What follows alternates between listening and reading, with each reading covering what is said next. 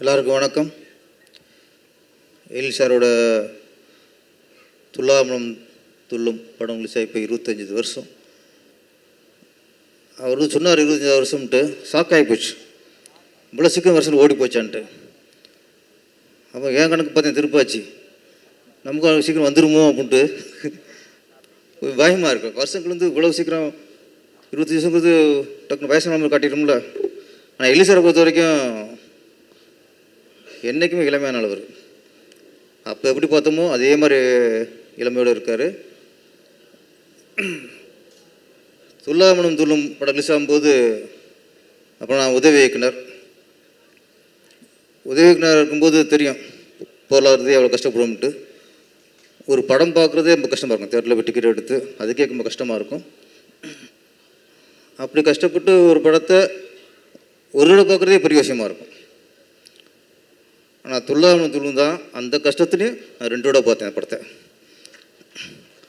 அவ்வளோ ஒரு screen play, sentiment, songs, அந்த லாஸ்ட் கிளைமேக்ஸு, ஒரு படத்துக்கு எப்படி திரைக்கதை இருக்கணுங்கிறதுக்கு உதாரணமான படம் தான் துல்லாமலம் துள்ளும்.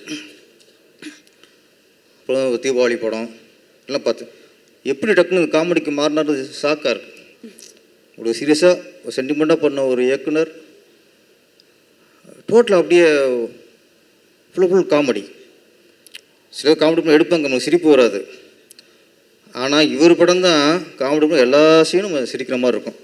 அது இந்த வேலைன்னு வந்துட்டால் வெள்ளைக்காரன் படத்துலலாம் காலையில் 6 மணி கோழி கொக்கோன்னு கூவிச்சு, அதை கேட்டாலே போதும். அந்த சீனை பார்த்தாலே நம்மளுக்கு எவ்வளவு நமக்குள்ள ஒரு துக்கம் இருந்தாலும் துயரம் இருந்தாலும் அந்த சீனை பார்த்தாலே டோட்டலாக ஓடிப்போம்.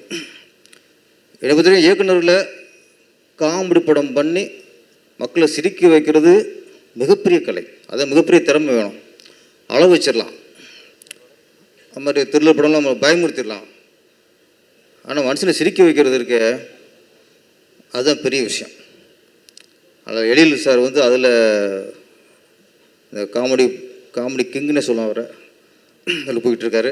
அவருடைய வாழ்த்துக்கள். இன்னொன்று இப்போ கேஎஸ் ரவிக்குமார் சொன்னார், சூப்பர் குட். எனக்கு அதுதான் தாய் வீடு. அங்கேருந்தான் நாங்கள் திருப்பாச்சி, அங்கேருந்தான் நம்ம படம் பண்ணது. அதே தாய் வீட்டிலேருந்து தான் எழில் சார் வந்திருக்காரு. அதனால் ஏதோ ஒரு வகையில் அவரோட இன்னும் ட்ராவல் ஆகிட்டு வந்துகிட்டே இருக்கேன். அதுமாதிரி இயக்குனர் சங்கத்துலேயும் சரி, எனக்கு கூட அவர் தான் பொருளாளராக இருந்தார். என்ன ஒரு நம்பிக்கை நமக்கு சின்ன கேப் இருந்து போச்சுல. முன்னாள் பொருளாளர் இன்றைக்கி பிஸியாக இருக்கார். அதே வழியில் நாளைக்கு நம்மளும் பிஸியாக இருக்கிற ஒரு நம்பிக்கையை எனக்கு இந்த மேடை கொடுத்துருக்கு. எழில் சார் தொடர்ந்து இந்த மாதிரி வெற்றி படங்களை கொடுத்து மக்களை மகிழ்விக்கணும்.